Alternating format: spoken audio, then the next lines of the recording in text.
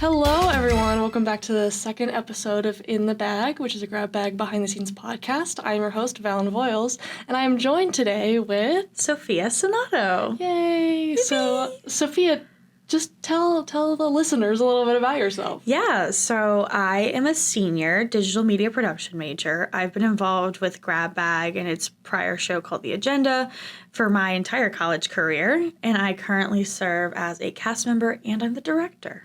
Oh, well. Anything before we get into your bits that you want to add? I am so excited to talk about this show because it's the reason why I'm in this major, and it's the reason why I have so many amazing friends. Oh, well, that's great. Okay, well, Sophia hasn't done too many bits in Grab Bag, but... No, but I have directed a few that I would like to discuss because they were a hoot and a half, to say the least. So we're going to get into it. Mm-hmm. This is why we don't pay for your college tuition. All right, so we just watched Favorite Child. Oh my gosh. The table. Okay. So we just watched Favorite Child Battle, and that one was you and your actual brother fighting. Yeah, so I was present for the meeting before that episode aired, and someone pitched that bit. And it's like, well, wait a minute. We have two actual siblings that have acted before. I wasn't an active cast member at that point, but I was still around Grab Bag every week. So we said, why not just put the two real siblings on for this bit of sibling rivalry? And I think it added a lot to the bit, for sure. Something else that I've always noticed when we watch that bit back is how the two of us do look like you and Morgan's children. The casting inadvertently was like, perfect. Yeah. It was really, really silly. And I had a lot of fun doing it. It was then I realized, oh, wait, I need to be a cast member on Grab Bag again. Because I was the director of it before I went abroad for Florence. And that first season of Grab Bag was when I was gone. So I came back just being like, oh, I'll just direct, whatever. And then I got to know you guys and I got to know everyone that was there for that first season. And I don't know, I just realized it was time to come back. Yeah. And what a perfect bit to come back for. I know. It was really hard, too, because I didn't realize how difficult it was going to be to memorize those lines. Yeah. I can't remember who wrote that bit, but they wrote my lines in such a way that I really struggled to just get it out. Yeah. There were some things that really twisted my tongue, so I had to work around that. And it was a fun challenge, acting-wise. And it was nice to, get back into it that way, because I was kind of just playing myself, but in a way that doesn't properly reflect my family. Yeah. So it was just very silly to think oh, what if my brother and I had this crazy rivalry and our parents were egging us on? Yeah. It was really, really fun. Yeah. Well, because Vinny was on the podcast last time. Oh, yeah, he was. What did he say about this bit? Did we watch it? Yeah, we watched it. I think he said something that it was just funny because I remember it was supposed to be me and Vinny being the siblings. Yeah, it was supposed to be you guys. So, and then everyone looked at me and was like, wait a minute. Wait, we gotta hold on a second. Yeah. And I thought you did a really good job as mom. Yeah. You were a good person to idolize. I could look at you and say, okay, this is my mother. I'm going to give her my everything like I would my actual mother. Yeah. And that's what we did. We actually FaceTimed our mom before the show. And we were like, Mom, guess what? We're going to do a bit. We're going to, pretend that we're fighting over you. And she's like, okay, that's cool. Because she was going to sleep at that point in time. My mom has an early bedtime. Yeah. So she was just in bed, ready to go. And I was like, sorry, Mom. We're just having fun. Yeah, we're talking about you. Yeah. That, and then I remember the cigarette thing at the end. Yes. I saw it, because that cigarette butt was not supposed to be in there. Yeah. We don't know where it came from, but I saw it, and I picked it up, and I said, how funny would it be if I just took a rip off of this thing as we faded out to that graphic, and it worked. It worked really well, because you could just hear me. Because it came out of nowhere. just why I talked to Nick, who was the showrunner at the time, and I said, can I do that? And he's like, yeah, sure, I don't care. Yeah. So I was like, okay, great, perfect. Yeah. Then I'm going to. Yeah. Well, what's the next one that you want to watch? Let's think.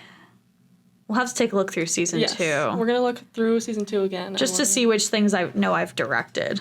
Yes. And then we will go into the season 3 things that I've acted and directed, because I know I've directed everything for season 3. All right, we'll be back. I'm getting the grease. All right, so we just watched My Roommate Doesn't Know He's Ugly. That's one of my favorite, honestly, one of my favorite season 2 bits. It's so stupid. Josh pitched it at like towards the very beginning of the season, and then just a few weeks went by, and then eventually he said, "Oh no, my friend went to the optometrist and is gonna find out he's ugly," or whatever he called it at first. He was like, "It's ready," and I was sitting in the meeting and I said, "I could do it. Yeah. I could join in." So it was me, Josh, Morgan, and Tyler all at Josh's apartment. And the thing that I love about this bit is that it ended up being so Always Sunny-esque. Everyone had like a very archetypal character and a very stupid plot. And it just, the twist ending was as ridiculous as an Always Sunny episode would be. So I just found it a lot of fun to act in that way. Yeah. Because it wasn't something that I had ever done before. Yeah. It was completely new. So it was fun to kind of play into that character of just like, what do you do to make sure your roommate doesn't find out he's ugly? Oh, you kill him. Yeah. You sharpen a knife and you get ready to just... You stab his eyes out. Mm-hmm. Yep. Oh, yeah. I liked that I was still somehow not the most ridiculous character in that sketch. Yeah. Tyler with the grease was... Ugh. What was that actually? It was a combination of like shampoo and body wash and like a body scrub, I think, was in there. Josh just like made it all put together and he put it in a little bucket so that Tyler could like do whatever he needed to do with it. And it was the smell became pungent after a while. Even though it smelled good, it was foul. After a certain amount of time, it was just like, well, I cannot be in this apartment anymore. I need to leave. And it also was really fun because I really got to get to know Josh and Tyler and Morgan on that bit. And now all of us are really good friends. Yeah. And it's so fun because that's what I love about the show. And what it's always had is this ability to create bonds and collaborate with people that you normally never would. Yeah. So I was really, really happy to have jumped on that bit. Yeah. And who did I drive there? I drove Tyler there, which was also fun. Yeah. Me and Tyler got to have a fun little car ride. We listened to Christmas music. It was November, and I wanted to listen to Christmas music to feel something. So so I guess that's it. So I told Tyler, we're listening to Christmas music. Sorry about it. And he said, okay, sounds good. But no, that one was really fun. Yeah. I really enjoyed the process of just like swapping each other's mics and Josh trying that camera move and just any other time that we would like make each other laugh. That wasn't one that I really struggled to break in. We're going to do some bits that I really struggle to break in. But for that one, it was not too hard. I don't know. We all like were able to get it done, but still have fun, which I really enjoyed. Yeah. Was the bit or like the part of it where the camera kept switching around, was that all one take? No. Okay. So what Josh did was he did everyone's lines individually. So he did all of Morgan's stuff, all of Tyler's stuff, and all of my stuff. And we would just tell him which direction to go in and out from. Oh, okay. So we would tell you, go into the left, go out to the right, or go out, or go into the right and out to the left, that kind of thing. Okay. And that's just what we would do for all three of us for that. Yeah. Definitely the most technically difficult part of the day, and it really paid off. But yeah, that looked really good. Like, it looked like one take. I was impressed. Yeah. I was impressed with Josh's editing on that one. But those little silent movie marquees, I didn't know he was putting those in there. And I laughed out loud. I was like, oh my God. It's so funny too, because like the little sparkles and stuff. The little dots. They're so cute. And then he blurred his own face out. That was Josh. He just blurred his face out for whatever reason, which I thought was very silly. Yeah. But I really did love that one. It was another big reminder of like, I want to act again. Yeah. So it was really, really fun. Yeah. I enjoyed it. All right, well, we're going to find another one to watch. The Machine. I mean, it's a real Mother Hubbard. All right, we just watched one of the first bits of season 3, which was Did You Hear Us Last Night? It was the second live bit? Yes. So that was the last thing that went live for that episode. And this was my return as director for the show. I really liked this bit because both people that ended up doing Nick's role really went for it. Yeah. Nick was really sick during what we have is called practice week for the station, and my brother filled in for the role of Nick. And he said some things and made some noises and did some gestures that I never thought I'd hear or see from him. And I don't want to hear or see any of those things from him ever again. You know, it was just one of those things where he really committed to the character and really committed to the bit. And his older sister just happened to be present. And he didn't care. And I was glad that he got to have fun with that character and not actually go live because he compared something to mac and cheese at one point. It was so good. And just made all sorts of noises, and Morgan just had to put up with it. Nick did this like similar things when we went live with it, which was really, really funny, is the fact that both of them ended up just going so ham with it. Yeah. They both just really leaned into their ad-libs and just played into this submissive boyfriend or fiance or whatever they are. It was just so funny. I was losing it in the control room because that's the thing. Being the director is I have to pay attention. Yeah. But you guys are so damn funny that I'm just laughing through half of it. And it's just so good to see a bit like that really come to life where you're making us laugh out loud. Yeah. Hard. Because yes, everything that we do, I think, is really funny. Yes. It's just a matter of what are the things that are really funny. Yeah. And this was one of those things that was so simple yet so effective that I just had fun with it all around. I said, okay, we're going to play it with this very slow zoom on Morgan with the sound effect. The sound effect was a part of the script, and that slow zoom was something that was requested. And I said, okay, we're going to have fun with this. Yeah. So my camera operator, Noah, he was brand new at the time. And I said, Noah, do you want a challenge? And he said, yes, of course. And I said, okay, you're going to do a really slow zoom on Morgan at this part, and you're just going to keep going. Yeah. Don't stop. Zoom all the way in. Make sure they're still in focus, but zoom all the way in. Yeah.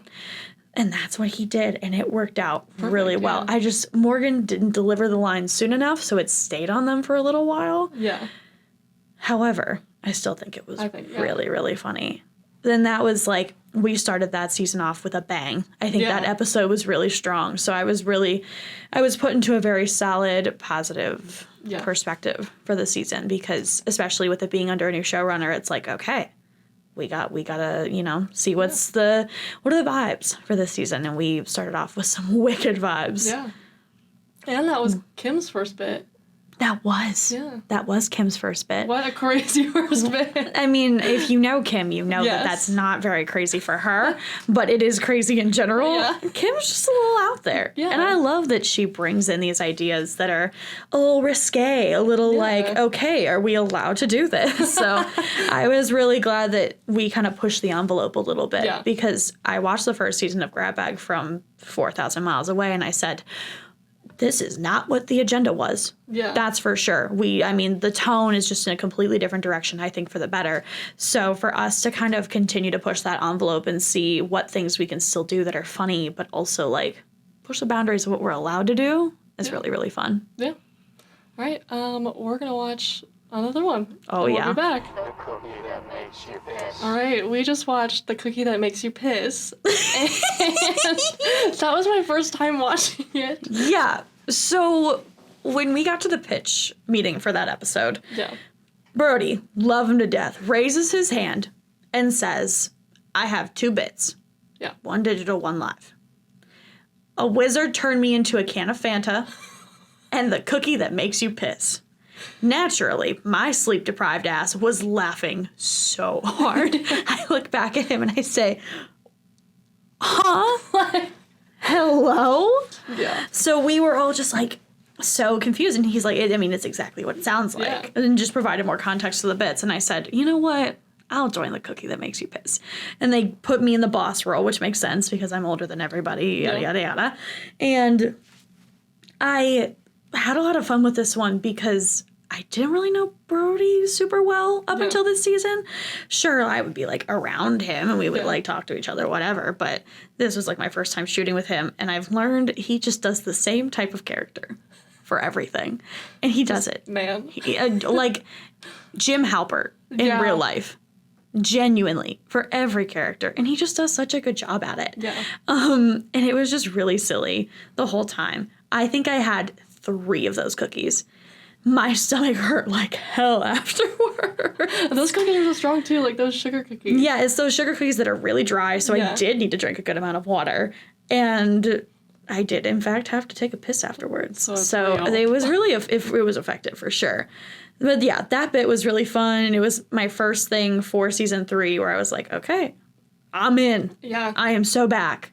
So from there, I just kind of jumped into everything. And with this role in particular, I made sure to have fun with it because I knew I would be getting similar roles as well of just like the boss, the older person, the type A, whatever. So I leaned into it and had fun with it. And then he said, can I say No.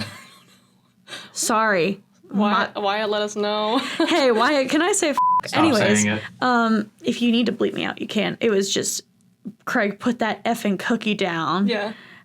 And I just had so much fun saying that out loud in Franklin, in a meeting room that I've had so many meetings in before, to just kind of let loose. Because now I'm in leadership. I'm the director of production for student media, so it's hard for me to just kind of like have fun in Franklin because I'm always like working and sending emails and doing important things. So for me to just be like, put that cookie down, it was fun. Yeah. It let out a lot of stress. And then I afterwards got my nails done. So just a good day. Oh, it was a great day. It was such a fun day. Yeah. Can't complain. Yeah. All right, well, we're going to watch another one. That's and right. We'll be back. Is that your dad? All right, we just watched Wanna Play Mermaids. So This bit has such a special place in my heart. Jillian was so excited to make it. She was so excited to write the script. She was so excited to film it. I said, I have to be a part of this. I have to be a little 9-year-old girl and play mermaids in the pool.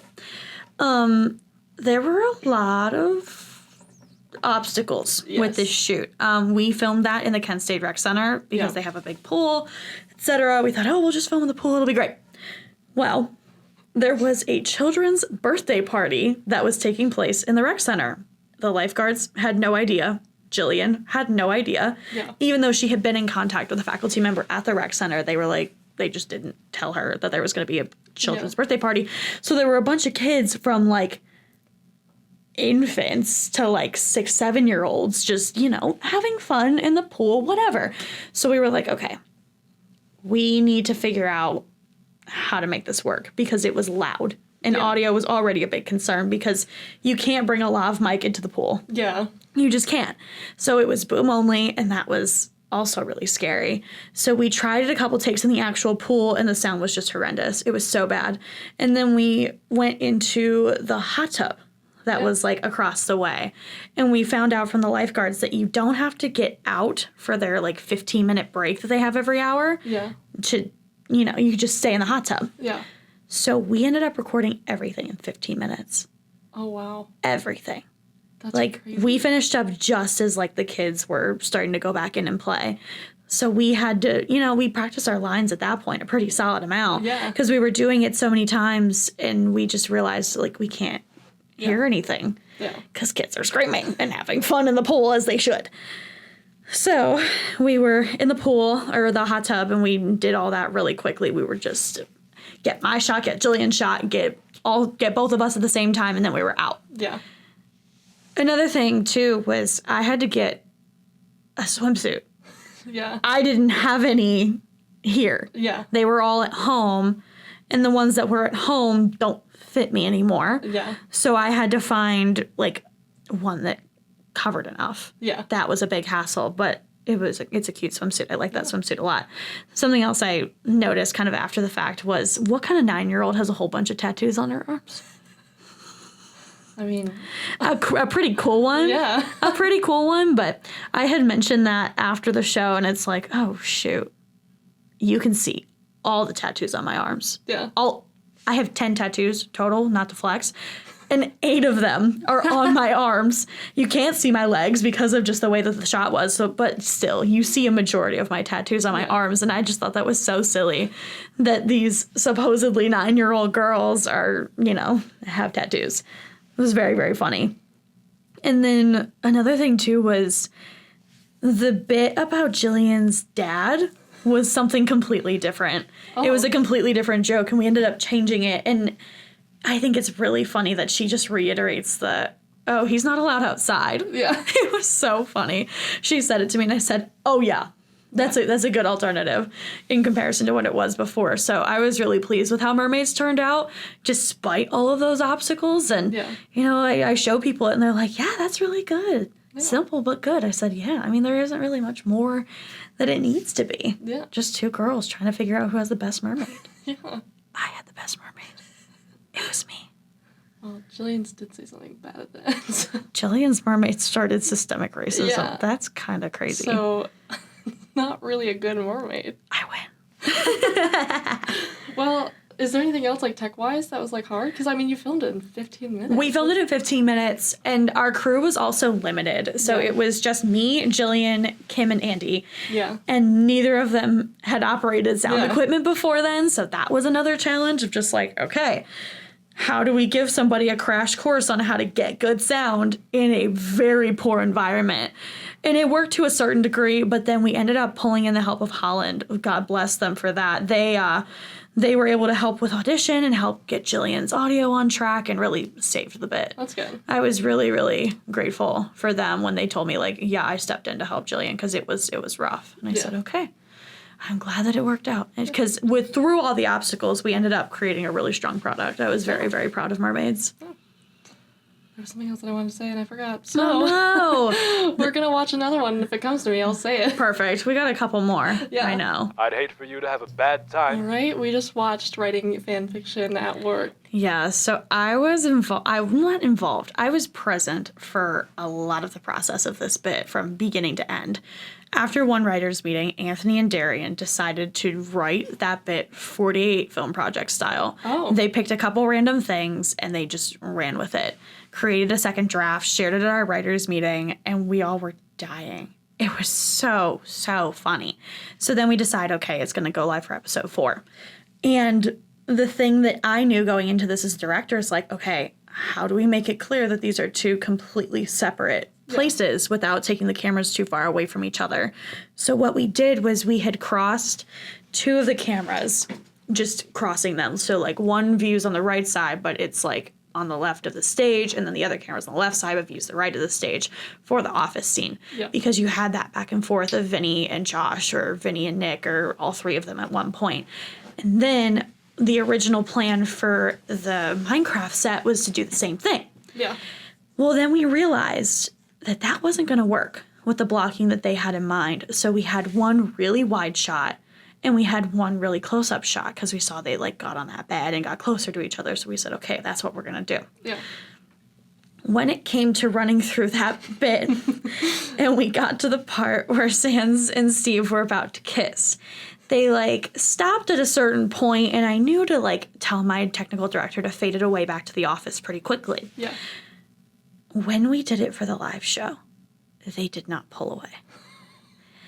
It was a game of chicken, and neither of them wanted to lose. And we managed to pull away just soon enough that their lips never actually touched. But they came damn close. They were really close to kissing, and there are some pictures from certain angles. It looks like they are actually kissing, and it's crazy because of the fact that we faded away at just the right time. Yeah. Because I was really nervous. I was like, are they actually going to kiss? I have no idea. So I just kind of went with my gut and I said, okay, we're going to get them closer. And then they got really close really fast. And I said, oh my gosh, we need to go. We need to get out of there. And then we did, luckily. Yeah. The thing that went wrong with that bit when we went live was that when Josh was standing at the desk at the end, he was not where he was when he did it for both run-throughs. Okay. He was not behind that cubicle wall. He was on the side of it. Yeah. When both run-throughs was behind it so that Nick could come in and be visible. Okay. That's why when Nick comes in at that very end part, you can't really see him. Yeah. Because Josh was just not standing in the spot that he usually was. That shot of Josh flipping through the fan art, totally unintentional. The angle every time was just perfect. That camera was just in the right spot. And it was just some magic right there. That I didn't have to do any real work to make sure that that looked good. It all looked perfect. Yeah. That bit, I was crying because I was laughing so hard because it was just such a crazy, all over the place bit. And I knew where it was going from start to finish. I knew like the whole process behind it. And to just see it come to life in that way was so cool. Because that was also like one of the most different uses of the desk set we've ever had. I know in season 2 there was the bit where they played poker, and that was a pretty solid change of pace for that set. But for the most part, we don't really do much to it. We don't really change the LEDs. We don't take out the lighting or anything. So I really loved that we got creative with that too, because we have a nice set. We have a lot of opportunities, and it's not that you guys don't take advantage of it, because I know you do, but that desk set can be a little daunting. Yeah. So I'm really glad that we took that leap with it and created something really, really cool as a result. Yeah. Definitely one of my prides and joy as a director for this season so far. But the last 2 things that we're going to talk about aren't even my directing, it's my acting. Oh. So I'm a little nervous because I play the same... do I play the same character in both? Not really. You'll see. Okay. Well, we'll be back. The machine to make a single gene machine, patent pending, takes about a decade off of the Earth, climate change-wise, and kills 60,000 people in Guatemala. All right, we just watched The Gene Machine, which just aired this past Thursday, 2 days ago. Yeah, gene science is another Kim specialty. Yeah. She pitched it, and I said, this is really, really fun. I want to be a part of this. I ended up playing Dr. Green, who is more of like the no-nonsense, like actual scientist, and Nick played Dr. Cross, who made the gene machine, but is a little bit of a loose cannon. Yeah. So I don't trust it at all until you see Gene, who's played by Brody, and oh my god, That's Gene. Like Gene. Is Gene. There's no one else that could have been Gene, frankly. Yeah. The thing that I loved about this bit is, Nick and I have known each other for our entire college careers. We both joined The Agenda, season 24. That was our first semester before I even became a DMP major. So knowing him for 4 years now, he knows how to make me laugh. Yeah. And at one point during filming and after the episode aired, he said, yeah, I just kept trying to make Sophia laugh. And I said, are you fucking serious? He knows exactly how to make me laugh. He knows exactly how to make me break. And in the bloopers that we shared for that episode, it was like, he just kept making me laugh, especially during that first shot of us coming into the room. He just kept doing things or saying things or just, At one point he was just right behind me as I was talking, and I said, Jesus Christ, get off my back. And he just kept making me laugh. But it's so fun because that's just what happens when you're here long enough, is you work with people and you know exactly what makes them break, and you know how to make filming more fun, and it was just a really, really fun time. I love Gene Science so much. I think it turned out really good too. I was really proud of Kim for the editing on that one. Really good. Yeah. No, I loved Gene Science, loved getting to play a scientist. I think the lab coat looked so cool on me, even though my hair was a mess that day. I think it fit the scientist. I think it worked. I almost brought in my blue light glasses to wear as just over top, and then I was like, wait a minute, we're going to have lights. Yeah. I shouldn't do that, so I didn't. But yeah, I really enjoyed it. It was so fun, and getting to do all those takes over and over and over again, I got really good at memorizing those lines because Nick kept making me break. He would not stop. It was relentless. I said, what are we doing here? You're like, I'm trying to film this. I'm trying to get this done so I can leave and direct the blurb. Simple as that. And he just kept making me laugh. But it was fine. Yeah. He also was like, yeah, I just keep ad-libbing a lot. And I'm like, yeah, I know you do. Yeah. You're just now figuring this out? Yeah. I love Nick. He's fantastic. He's hilarious.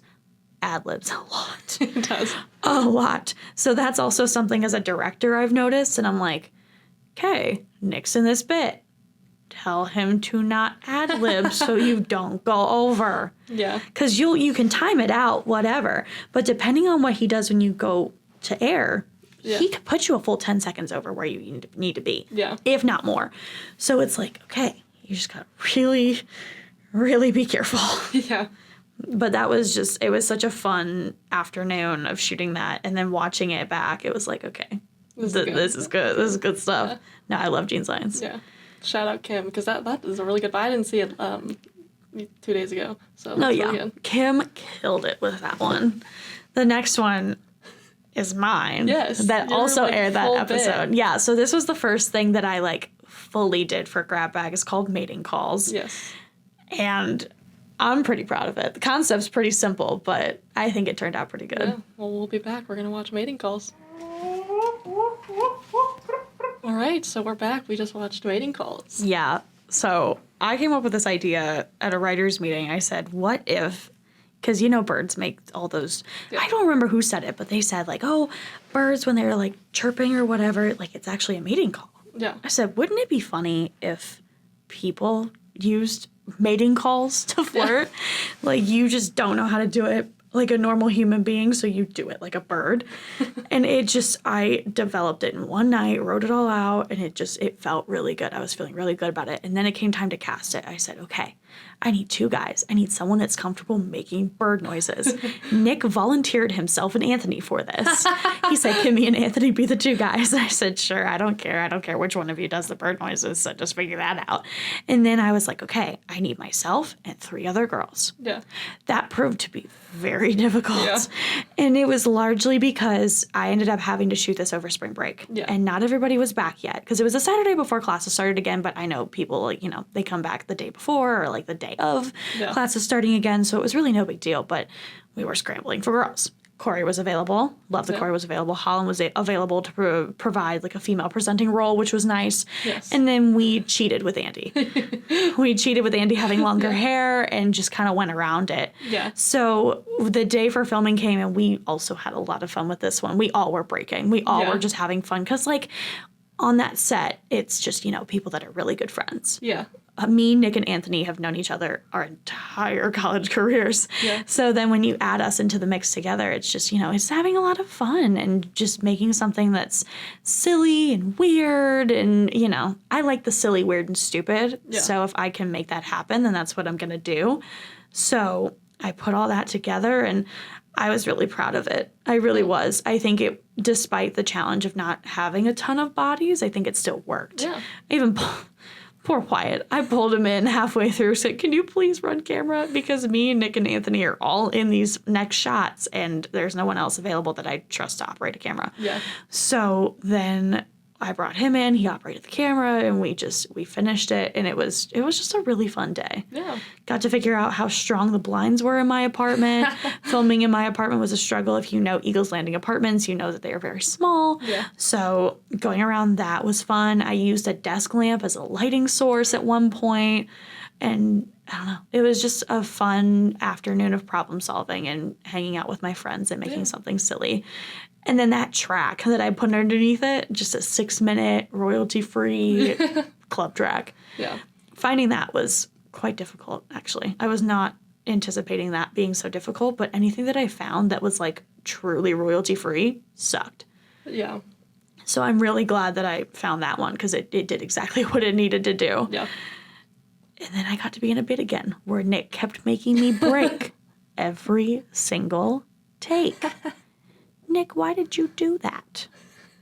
But yeah, it was a really, really fun bit overall to do, and I was glad to produce something myself instead of just like acting in it or directing it, because it's a different sense of pride when it's yours. It's a different sense of responsibility when it's yours. So I was really happy for it to be mine and for it to go well and for people to say like, yeah, it's funny. I was like, yes, people find me funny. Let's go. I still got it.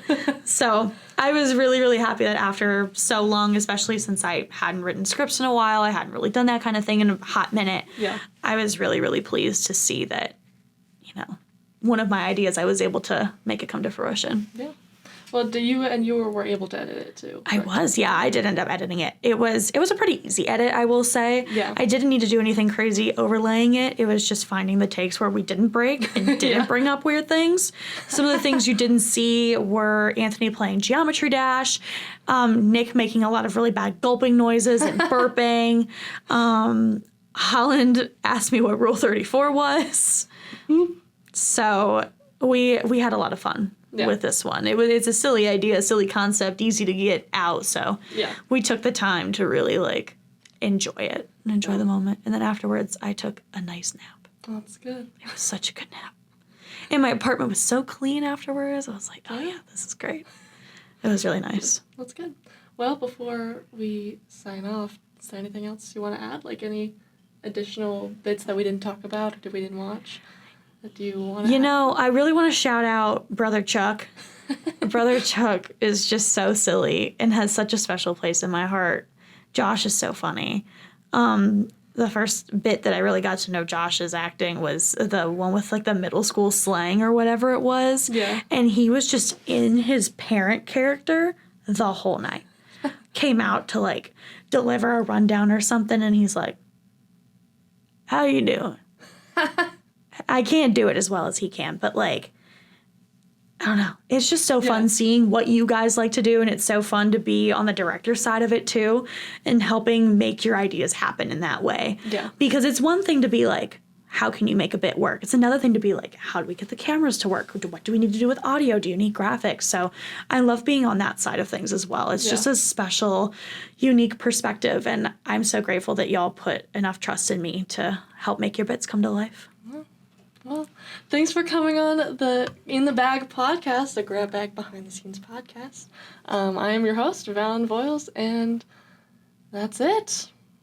Thanks for listening, and we'll see you next time with someone else. I don't actually know who yet. We'll find out. We'll find out. Bye. Bye.